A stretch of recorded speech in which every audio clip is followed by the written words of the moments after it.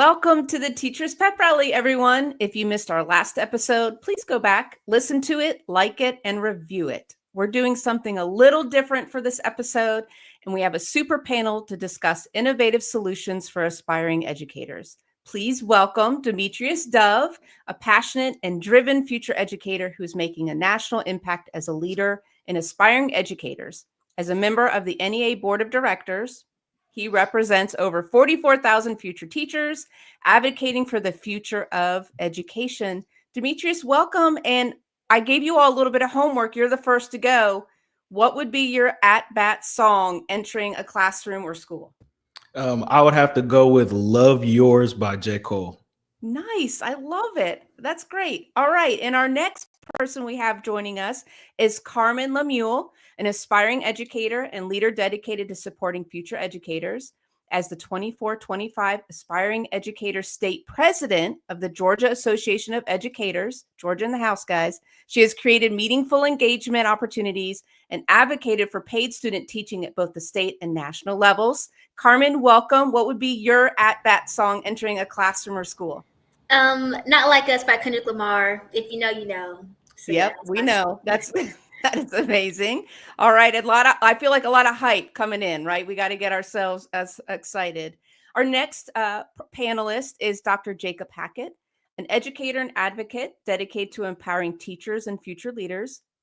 As a lobbyist and aspiring educators program director with the Georgia Association of Educators, he champions equitable policies and strengthens the teaching community across Georgia. Welcome, Dr. Hackett. What would be your bat song? So I have a new little baby at home, and during bath time, we've just recently discovered she loves Kung Fu Fighting by Carl Douglas, which is a fun song, and she's kicking. So that's what I'm feeling right now. That is awesome. I love that answer, and congratulations. Thank you. And last but not least, Skylar Nunley, a dedicated educator and advocate for equity in teacher preparation. As a clinical associate professor at Georgia State University, go Panthers, and co-director of the Center of Equity and Justice in Teacher Education, he is committed to empowering future educators through community partnership and critical consciousness in education. Skylar, what would be your at-bat song in entering a classroom or school? Yeah, at-bat, walk-up, or karaoke, it's going to have to be Everybody by Backstreet Boys. Oh, that is a great answer. Lovely. I love that so much. Well, welcome, everyone. Let's start the crucial conversation on the Teachers Pep Rally. I think the first question, I'm just going to kind of put it out there, and you guys will have to fight over who goes first.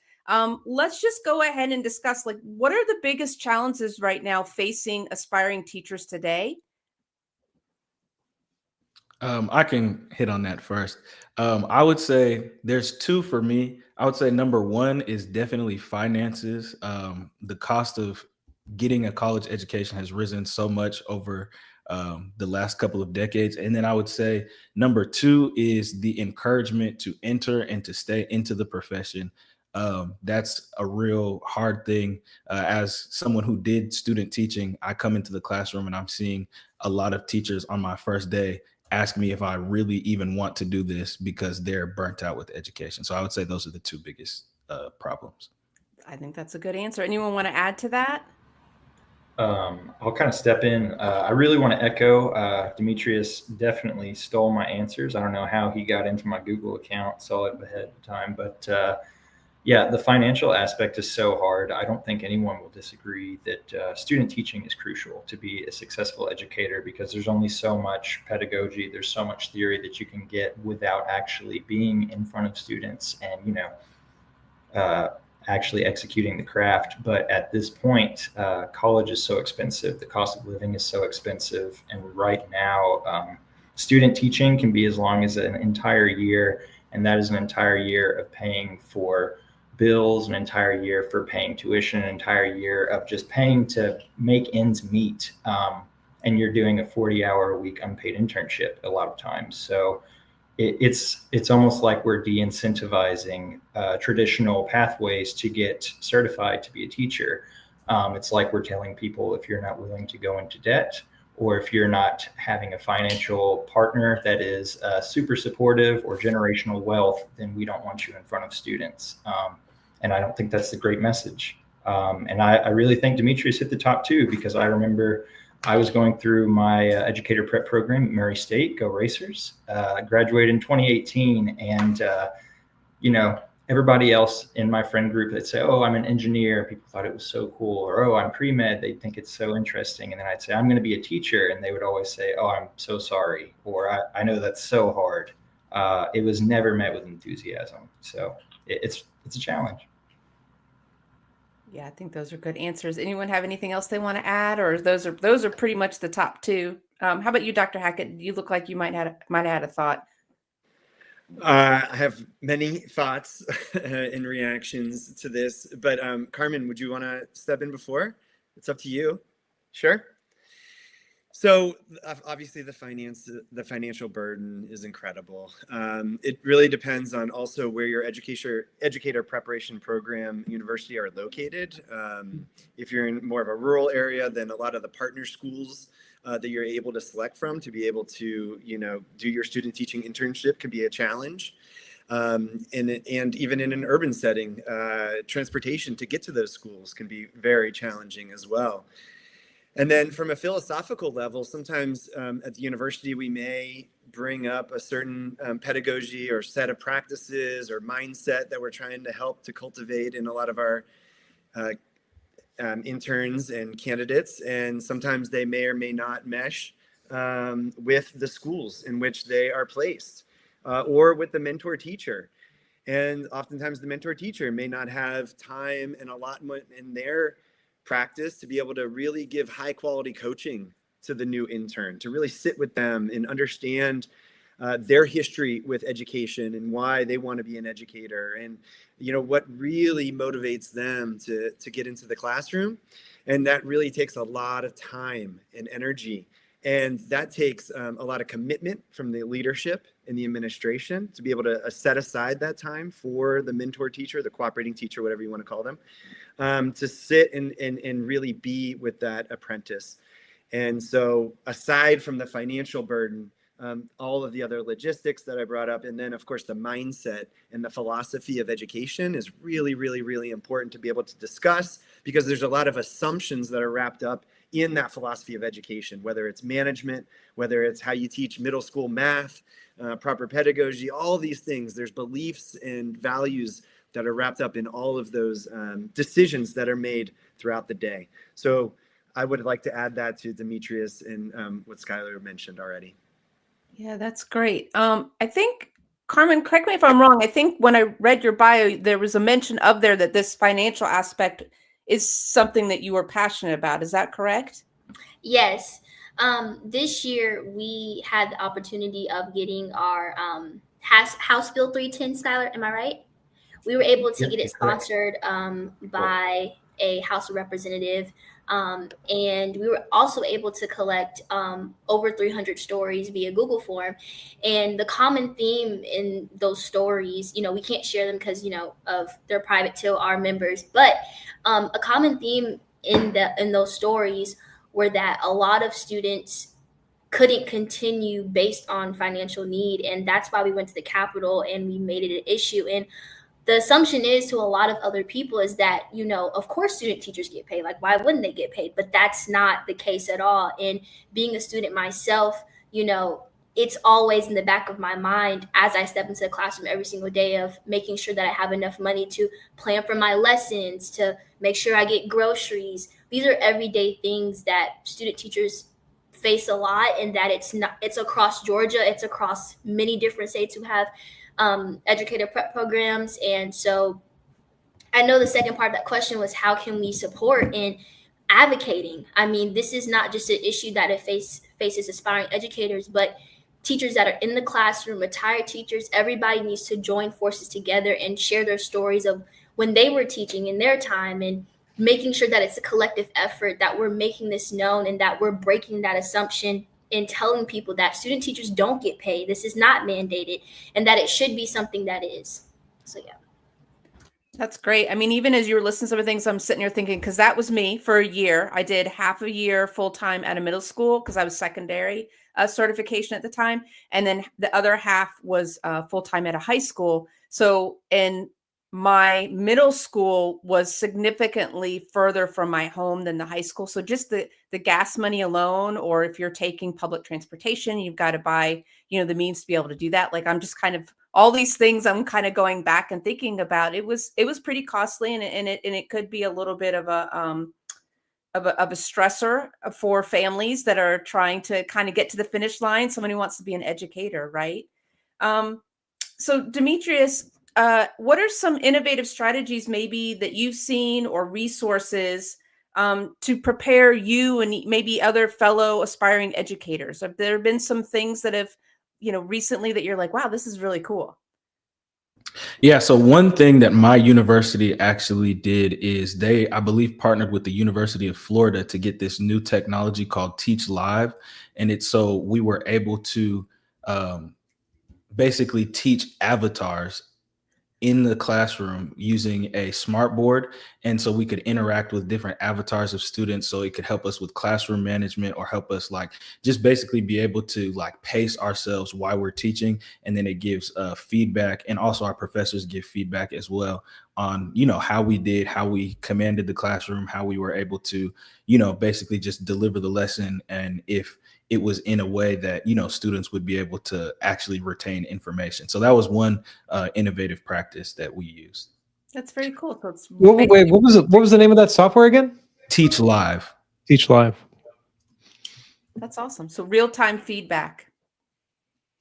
I love it. How about you, Carmen? I'm going to toss it to you as well. Well, I will say some resources that my university has provided is that we were able to partner with the Student Government Association. And so our students can apply for a grant to help them with mileage, which I think is a very good, obviously, we need gas to go places. So, that's one of the things that I think, even though it may not be innovative, it's a resource that is available to our students. And that's something that we got to offer this year, which I think is a really big opportunity. That's great. And it's making me think too, what kind of networks do we have for people that are aspiring educators, right? That could learn some of these things that you all are mentioning. I think that we could probably grow that even more. So Jacob and Skylar, let me maybe throw this out to you for a minute. What kind of mentorship and networking opportunities have you seen out there? Let's kind of model some things that are great, and then maybe where are some areas that you think could be improved. Yeah, I think I'll hop into this one. It's actually something I have an interest in. It's why I ended up in Atlanta, Georgia in the first place, working with the Georgia Association of Educators. And I want to be very clear about what we are. GAE, as an affiliate of the NEA, is a union. We advocate for public education and for our students and for our teachers. And that's what we are really working hard here in Georgia. And I know that other state affiliates across the country are working hard to do as well, is to create that network. And I know that in Georgia, whenever we look at GAE, we have about 30,000 people. And that sounds like, oh, that's 30,000 people that are paying dues. And it's a little bit more than that. We exist in every district, and we exist to have a network of educators that are passionate about public education. And we're trying to extend that down to the chapter level with college campuses, so that those aspiring educators can understand that there is a place for them, because building that community is extremely important, and also a way to amplify their voice. I know one of the questions that we had discussed was something that really stuck out to you, and a quote that I've always kind of lived by and that has changed my perception of public education is something that I heard whenever I was working with politics in Kentucky. And that is, if you don't have a seat at the table, you're probably on the menu. And a lot of times educators, there's a lot of decisions made about educators without educators' voices ever being attached to them, whether it's by lawmakers, school board members, X, Y, and Z. People that don't really even send their kids to public schools all have a say in that. So being able to have that community where they can come together as that large of a voice to advocate for real systemic change in education is huge. I'll get off my soapbox here, but education is it's such an interesting problem, right? Because the vast majority of Americans would agree, yeah, educators are underpaid. Yeah, we need to enforce class size limits so that teachers and students can be safe and have strong learning environments. We agree on almost all of these things. It's just, there's never that next step. It's like, okay, so how can we push for policies? How can we vote in a way that represents that? And that's where people start to branch off. So coming together on the things we agree on and having that community is really powerful. And that's what we're trying to build in Georgia. We've got about 14 college chapters that have formed now. So I will happily reach out to any aspiring educator or campus that is wanting to start this or figure out what's going on across the state. And if you're in another state affiliate, I can point you to the right person. That's great. And at the end of our conversation, we do always ask if there are some resources or ways that people could connect to you. Also, Skylar, I'm definitely gonna hold you to that. Thank you. How about you, Jacob? You are at Georgia State, right? That's my alma mater. And I know that they're a very much a research-based university, right? So what are some things that you're seeing, some adaptations maybe in the education programs to address some of these things? Yeah, thank you so much. I am a professor there. I'm speaking on behalf of, what I understand as far as research into teacher education, but also as just simply a concerned citizen as well here in Atlanta in the state of affairs when it comes to educator preparation and veteran education. So I think what's really important, aside from the community aspects that folks have already mentioned around developing strong community for our aspiring educators, is realizing that teacher education in and of itself is an incredibly important discipline. That there is an incredibly robust history of research and practice within the discipline of teacher education. Just similar to the discipline of medicine, right? Similar to other very important disciplines that exist out there. And not just the content area specifics, not just being a mathematician, not just being a scientist, but being a teacher educator is super important to realize that there's this discipline there. Because when you recognize that, then you can see that there's a long line of history and research to support best practices. So when you think about mentoring, there's an incredibly robust research line around best practices for mentoring and mentorship.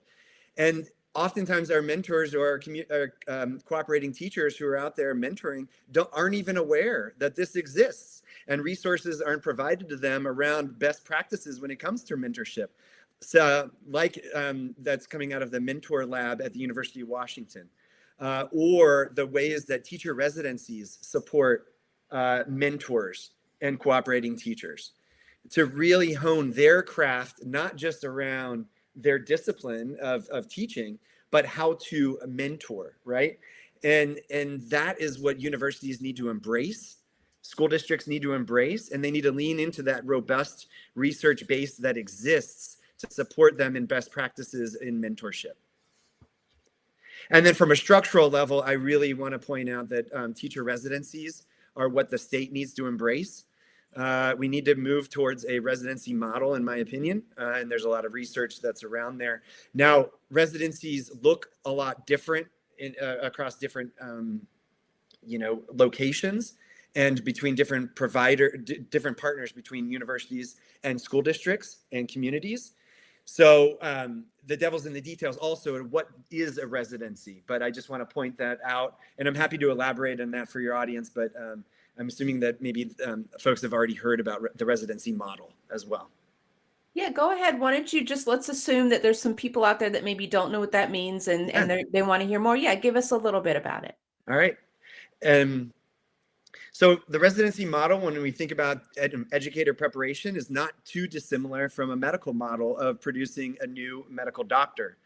Insofar as you have your university-based curriculum, right?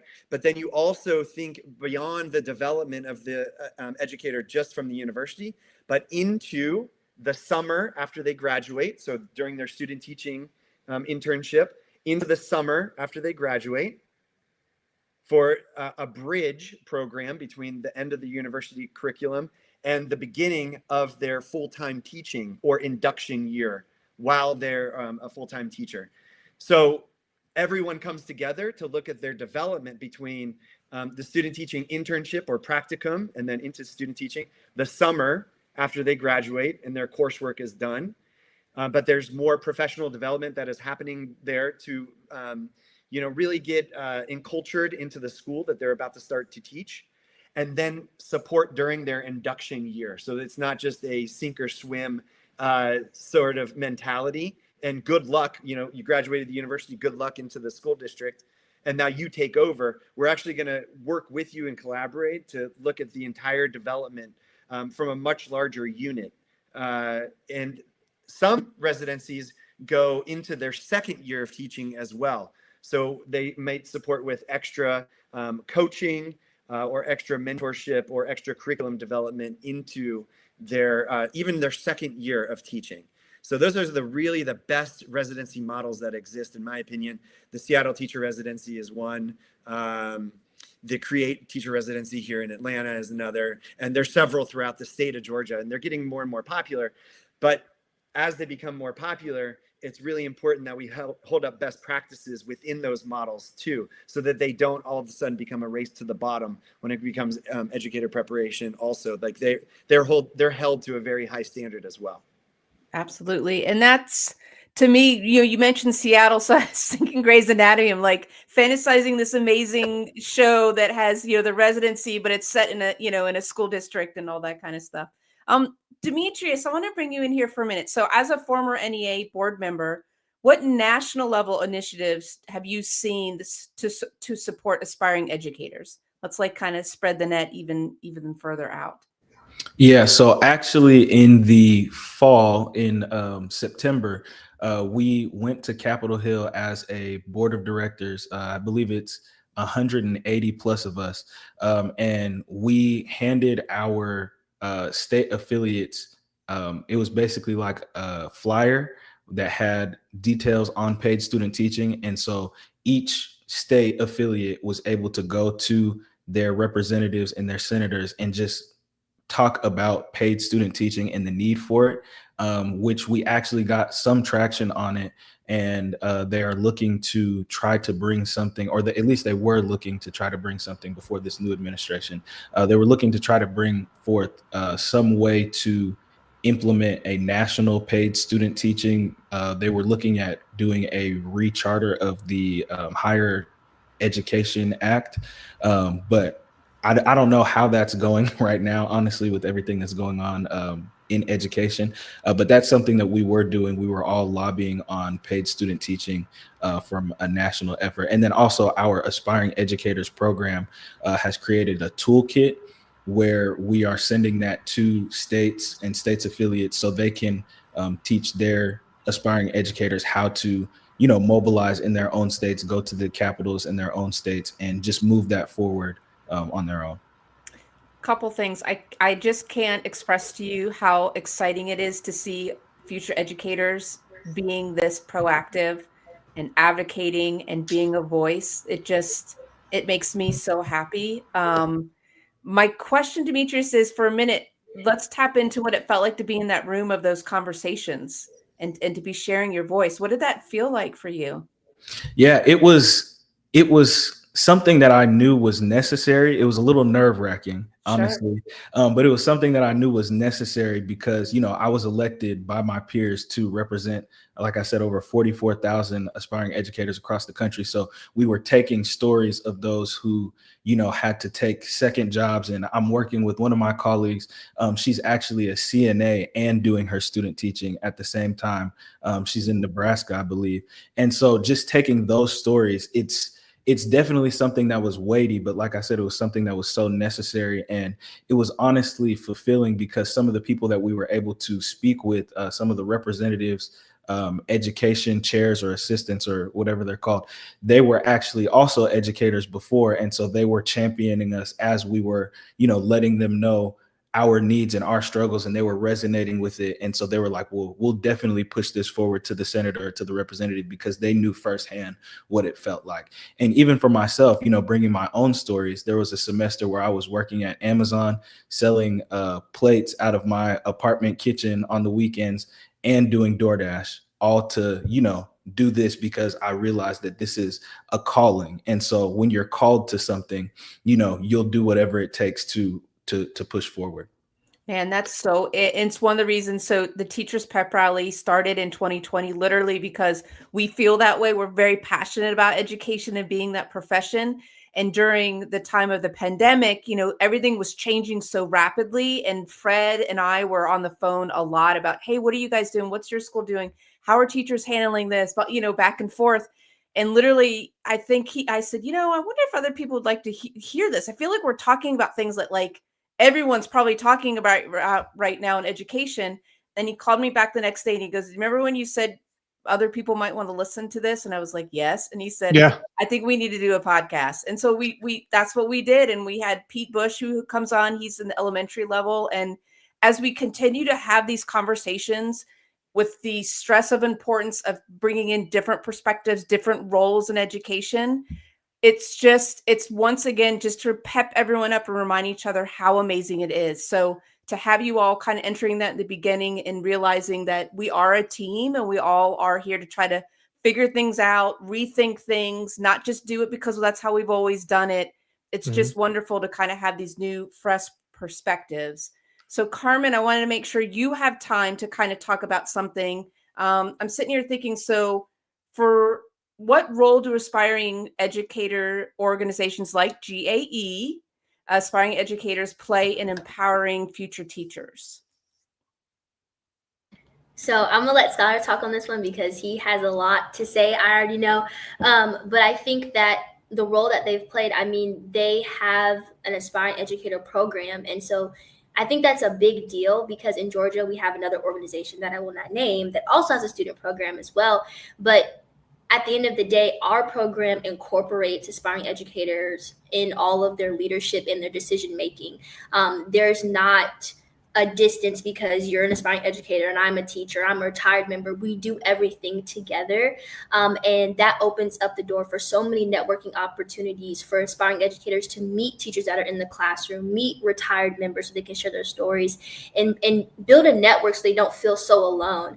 And I think that is the biggest role that GAE has played for me. I know that I'm a better educator. I know more people. I know people in all different kinds of states just because I joined this organization. And it's given me a lot of pride to be an educator. Just knowing that I have an organization of people that are going to support me. And I have an amazing coordinator, Skylar, who I can literally call up at any point in time if I need something to give me resources. I think that's a really, really good thing to have and to know that someone's in your corner. I think that's a big deal as a teacher or as a future teacher going into the profession. So yeah. Absolutely. Scott. I think people need to remember your name, Carmen. You're gonna do some amazing things. Skylar, do you have anything you want to add to that? Not really. She's done an excellent job. So is Demetrius. I just want to say I'm very proud to have seen both of them. Carmen gave me a lot of credit, but I don't really deserve any of it. All I did was just let them know of an opportunity that was available, but it still takes somebody with strong convictions and an even stronger will to stand up and say, I'm going to be an educator right now and to speak their truth. And there's a lot of groups, like I said, there's a lot of people that will speak on behalf of educators, but to be able to take incredible young leaders like Demetrius and Carmen, and instead of saying, hey, what do you all want? Like, we're not going to do that. We're going to put you out front and let you speak for yourself and let you say, this is what we need. I think it's really, really incredible what they've done. And it's starting to show other aspiring educators just how accessible change is. A lot of people don't realize as public school educators, we're government employees, and those are publicly made decisions that you can advocate for. So just by them being here, by doing the things they do, they're bringing more and more of their peers and colleagues in. And it's really, really like a blessing to be able to watch that happen. So please do not sell yourself short, Carmen or Demetrius. Like, you all are the ones doing the work. Yeah, you know what? I'd like just to add something. I'm sitting here listening to this, and I'm not we'll say a professional educator. I am a professor, but I wasn't trained as an undergrad. I'm a computer science math guy. So I've had to learn how to teach. And the thing that I'm hearing from all of you say is not uncommon in a lot of other fields with unpaid internships and so on, but you're advocating in a much more direct way, which is inspiring. And I think other disciplines need to be looking at this. The one thing I would say also is to consider, what you just said, Skylar, is interesting as far as the public knowledge of this. The continuum that we see from K through 12 into higher ed is not as connected as it should be. So we look at the price of higher education, and sometimes it feels very disconnected from what comes out of K through 12. And sometimes I think there's got to be a better reconnecting of those two, only because we are all in the same pipeline, and yet we act like we're in separate pipelines. And I would love for you all to take that on when you're not too busy with what you're discussing here. There's another piece to this. There's so much great work that needs to be done still in education. Agreed. And that's one of the reasons why we make sure, like Fred said, that we have someone from higher education. We have someone from the secondary level. We have someone, Pete, from elementary, because it is important to try to make those pieces and connections. And I think there's a lot more similarities than there are differences. So kind of in that same vein, Jacob, how do you think that we should be making the transition? So Carmen and Demetrius, they graduate, they go in to be full-time teachers in a school district. How can we help these, new teachers have a smooth transition? Yeah. So one thing I wanted to mention that I didn't when I was describing the residency model is that I have yet to actually see a residency model that doesn't have this. So I'm pretty sure it's universal, but there is a form of financial payment for both the intern and the mentor that is very reasonable. In fact, in some instances, it's enough to cover all costs, for the year, and so that you don't have to have any side job or any other job. And also summer programming for that bridge, to your point, Aaron, between the summer, the internship into summer, into first year induction year teaching is also paid. So there's summer programming that they engage with to understand the culture and the community even more of the school that they're about to go teach in full time. And that is also paid during the summer. And so I think that is critical to be able to really sit with and understand the curriculum, understand the culture that you're about to enter, understand the students in the community that you're about to serve. And really, really read, discuss, plan.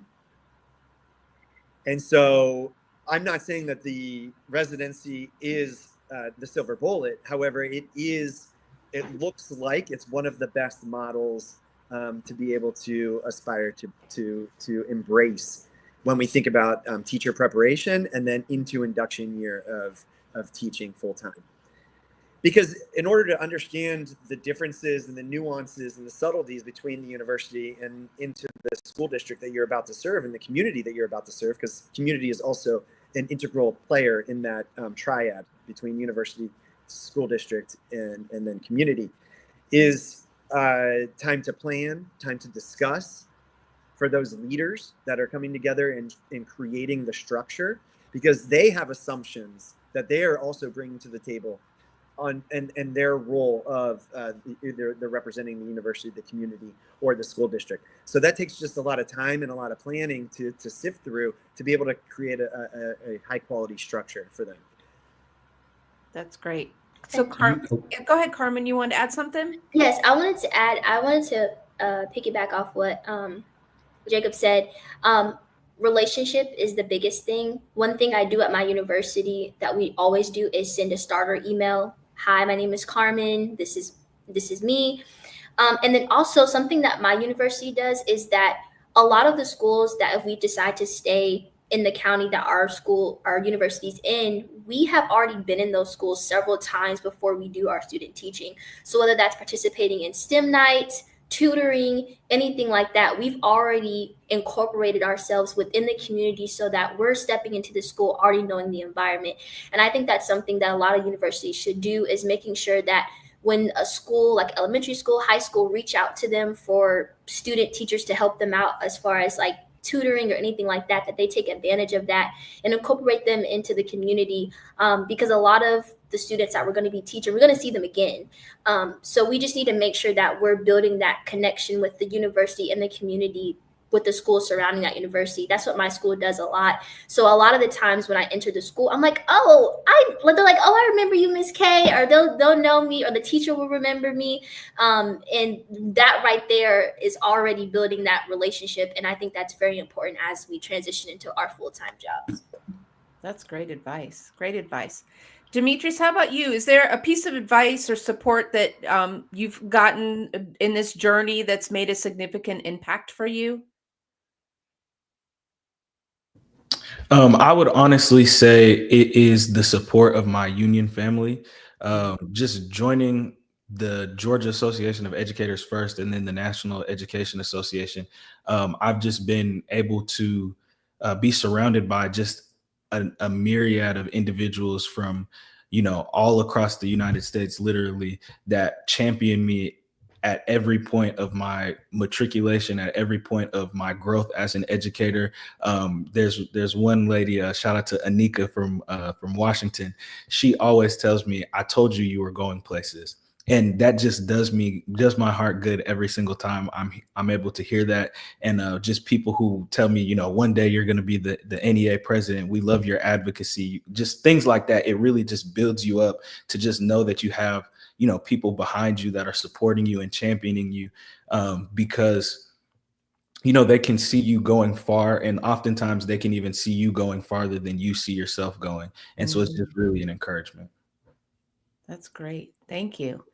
Well, we love to ask our guests, and I want to allow time so that you all can share your stories, since there's several of us. Whenever we have guests on here, we always ask them, is there a teacher, a coach, a mentor, someone, it could be recent, it could be someone from growing up, that was just a great influence or just inspired you in some way that you would like to share. So I'm just going to go in order of how I see you right now on my screen with YouTube. So Carmen, that would be you first, if you'd like to share one of your teacher stories. All right. So one of my teacher stories is when I was in high school. I was a senior, and believe it or not, even though I have a very high-pitched voice, I'm a tough girl at heart. So I was in JRTC for 4 years. I was going to go to the military. I was going to go to the Marines, actually. And I was also going to be a military police officer in the Marines. Yes, that was my profession. But then when I got into my tech class for becoming a police officer, I was trying to handcuff somebody, and I was like, this not for me. Like, I don't want to do this.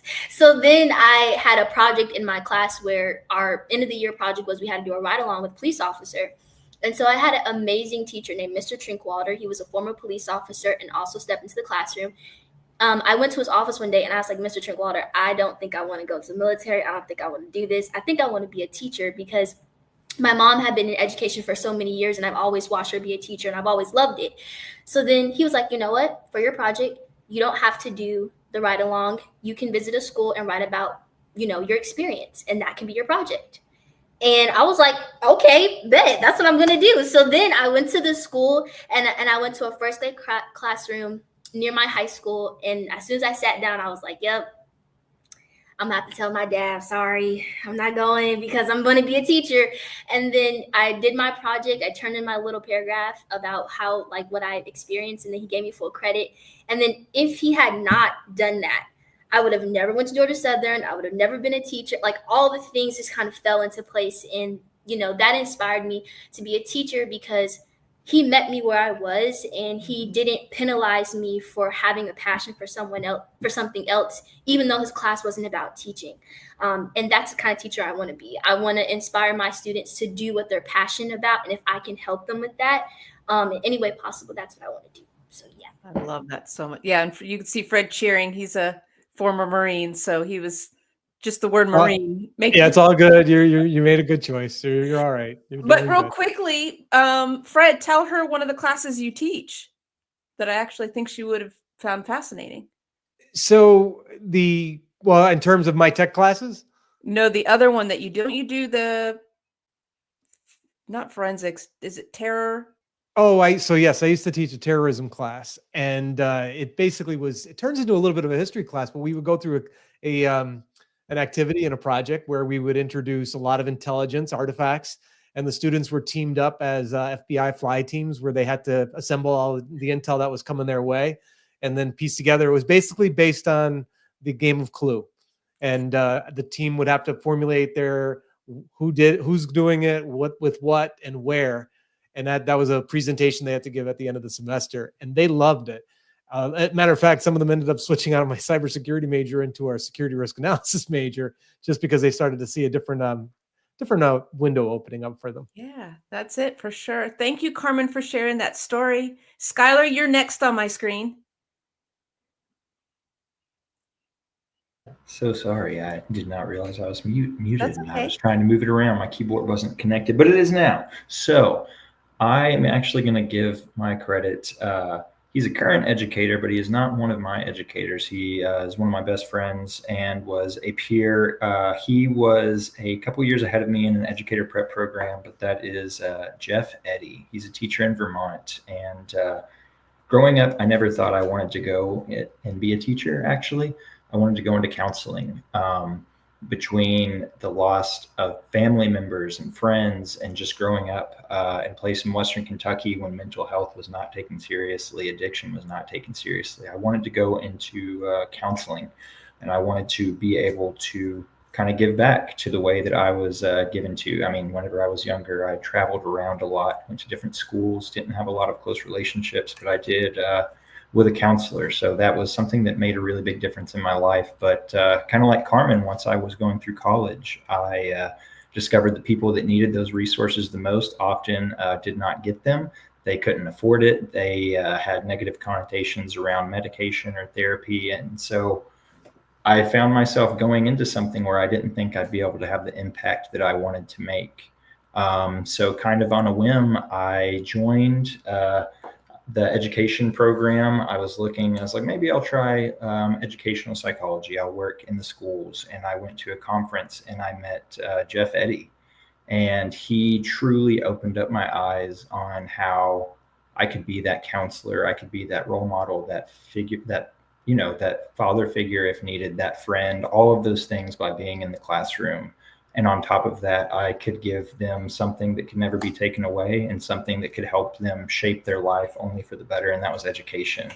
And he really taught me that it's not about, teaching facts. It's about teaching them how to develop as individuals and preparing, the next generation. And he really opened my eyes and changed my mind about education because it was tough. Whenever I was first there, I was the only male in my elementary ed program, and I did not have a lot of people that I felt like I had a lot of things in common with. So seeing that there are educators like that really want to change the world, he really changed my life, and I can't say enough how thankful I am for him. Wow. Thank you for sharing that story. And as an outside person just here in this space and some things that we've kind of are involved in outside of this, I'm going to tell you are making that impact. So that's very cool. And the secret sauce that I think is really in education is just making those human connections, right? Like that's really what it's about. Thank you. Okay, Jacob, you're next. Well, I appreciate these stories and little insights into folks' lives. Not too dissimilar from a couple of the stories. I was in a new school for 5th, 6th, 7th, 8th, and 9th grades in 3 different states. So I was perpetually a new kid. Wow. And finally found some community in my high school, which is in Youngstown, Ohio. It's a Catholic high school there. It's an old steel town up in Northeast Ohio. It's a rough town, but great roots there. And part of the curriculum when you're a senior at this Catholic high school is service learning. And it's a Jesuit high school, and part of the culture there is not to be elite, but to give back. And so from Monday through Thursday, while you're a senior, you go to different community organizations. And then on Friday, you reflect on that every single week during your senior year. And I cannot tell you how important it is for high schoolers to give back and serve the communities, either through mentorship. I went to a 4th grade classroom when I was a senior I did radio reading for the blind through the local community-based organization there, nursing homes, to help coordinate some activities there, and to realize that you need to step away from the focus of academics as a senior and to just have that sole focus, but rather or your own sports, but to give back to others and to provide some mentorship has always stuck with me. And then when I ended up teaching for Atlanta Public Schools, I brought my seniors from Grady High School and down to Hope Hill Elementary School here, not too far from Ebenezer Baptist Church here in Atlanta. And they would have to provide service and curriculum, design that curriculum for second graders. And that was one of the best things I ever did as a teacher and an educator. And that always stuck with me from the high school that I went to. And I think it's really important to instill in our seniors. It's really, That's tremendous. Really That's tremendous. Yeah. And that's adding that layer that you all are saying is community is so important, right? Like the school is part of the community. The teachers are part of the community. I love that so much. All right, Demetrius, you're up. I can't wait to hear your story. So mine goes back to when I was in middle school, and we were the first in my district when they made the transition from sixth grade being in elementary to, changing the junior highs to middle school. And so I was part of the first class, I guess you would say, of sixth graders to go into my middle school. And it was a challenging time because I had an older brother. He was in eighth grade when I was in sixth grade. So it was just interesting being like in my brother's shadow, if you will. And one teacher that really made a difference in really my life period, and even into becoming an educator, his name was Mr. Lewis, and that is my sixth grade ELA teacher. And he started this program when the sixth graders came to the middle school called WEB. It was Where Everybody Belongs. And so we were paired with an eighth grader, and they had, I think maybe it was like a small group of us. So they maybe had like 4 or 5 other sixth graders, and basically like they were to mentor us. And then when I got to eighth grade, he had selected me to become a WEB mentor as well. And he really just instilled just the idea of belonging, and that everybody needs, that community, and everybody needs to know that they belong right where they're at, and, they don't have to change anything or anything like that. And so that really instilled those values in me, even as I'm becoming an educator. Just that's the way I set up my classrooms with our classroom norms and everything like that, is just with a sense of belonging first. And so, yeah, shout out to Mr. Lewis. Nice. Those were great stories. This is one of my favorite times during the conversation. Yeah. Because everyone hopefully has some teacher, educator, coach, that was there for them.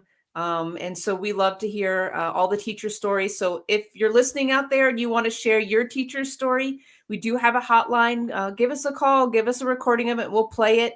It's 470-227-0877. That's 470-227-0TPR.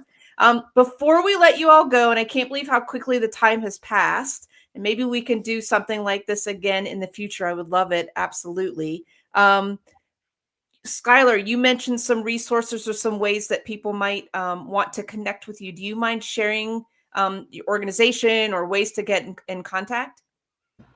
Yeah, I would be happy to.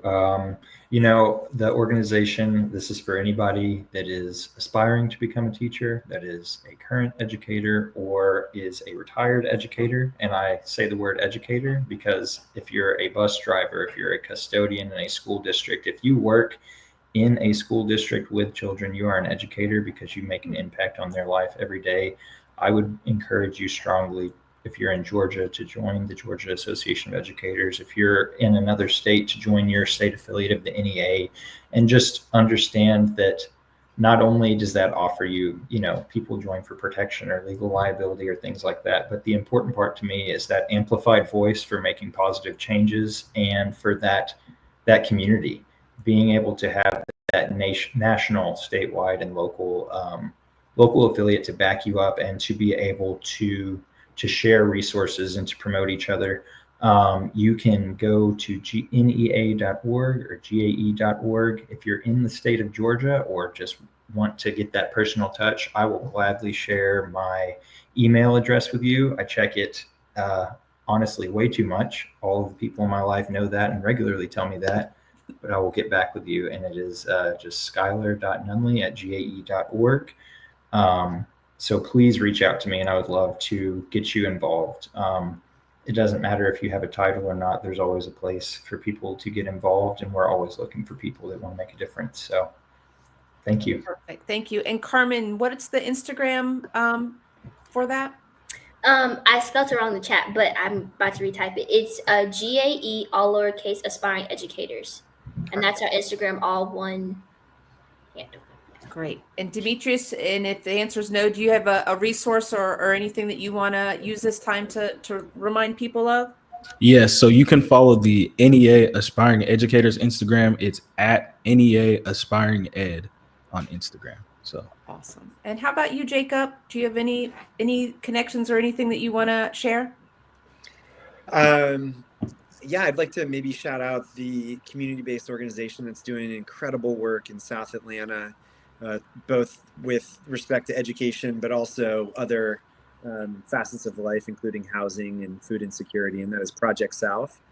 If you're ever looking to donate to a nonprofit or a community-based organization where you know that it's going to go to incredible people and incredible work, Project South is one that I would love to take the opportunity to spread. That's great. Thank you so much. And Fred, if people want to continue this conversation and continue connecting with us and talking about the amazing profession of education, where can they do that? You can follow us over at the teacherpeprally.com, and you can follow us on the socials, mainly Facebook and Instagram, where we're listed as the teacherspeprally.com. So you can catch us there. And also, as Aaron noted, give us a call, leave a story. We'll share it with the world and give props and recognition to a teacher that changed your life. That's great. Thank you. And then also, don't forget this summer, the event for any educator. Skylar, you said it perfectly. I believe in the same thing. No matter what your role is in education, you are an educator, which is why I have this professional development that's for 3 days in Orlando for anyone in the education. We've had just about every single kind of role you can imagine come in higher education, K through 12, private, public, charter, you name it. Come join us. It's you're going to be focusing on cultivating curiosity, illuminating potential. There is a project-based learning element to it. So if you have an idea that you really want to work on, you will get a chance to work on that for 3 days. And when you leave, you'll have some kind of action steps. So check it out. Go to inspirededucation.info for more information, or just reach out to me. Carmen, Skylar, Jacob, Demetrius, I cannot thank you enough for this conversation. It really, at the beginning, I said crucial conversation because I think it is. I know you all know that. So thank you for sharing your voice and your valuable time with us. I think that our listeners who, if you haven't heard it yet, and in the future, there's going to be more to watch you all doing. And I'm very excited about that. So thank you for joining us. Thank you for having us. yes.